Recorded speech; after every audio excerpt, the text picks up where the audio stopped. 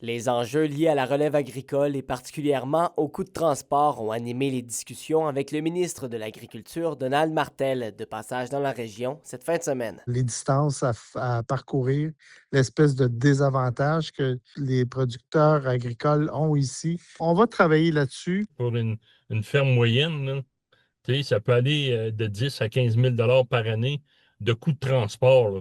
Soit faire venir des intrants puis sortir nos produits. L'absence d'abattoirs à grande envergure depuis de nombreuses années en région a été soulevée dans les grandes problématiques du territoire. Les gens me disaient, tu sais, aller faire abattre leur bête à Quaticook ou plus dans le coin de Montréal, ça peut être vraiment dispendieux. Qui est conscient de ça, qu'on on est quand même une région bovine, là.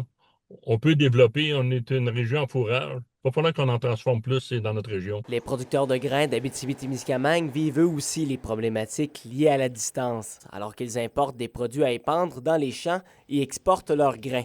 Seulement environ 3 000 des 50 000 tonnes de grains produites en région y sont transformées, le reste devant être exporté à des centaines de kilomètres.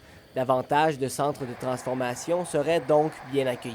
La deuxième, troisième transformation, on entend souvent parler de ça dans le bois, mais aussi dans l'agricole, ça pourrait minimiser nos coûts de transport si on fait plus de transformation. Bien qu'aucune ouverture d'abattoir à court terme soit envisagée, Donald Martel promet de faire avancer les dossiers régionaux en cas de réélection de son gouvernement. Je vais parler pour l'Abitibi-Témiscamingue pour les aider, je ne sais pas de quelle façon, mais je vais les aider à trouver des solutions, notamment pour les questions d'abattage du bétail. Le ministre Martel a indiqué avoir entamé des discussions avec des partenaires de la région et également de l'Ontario afin de trouver des pistes de solutions face à l'enjeu du manque d'abattoirs sur le territoire.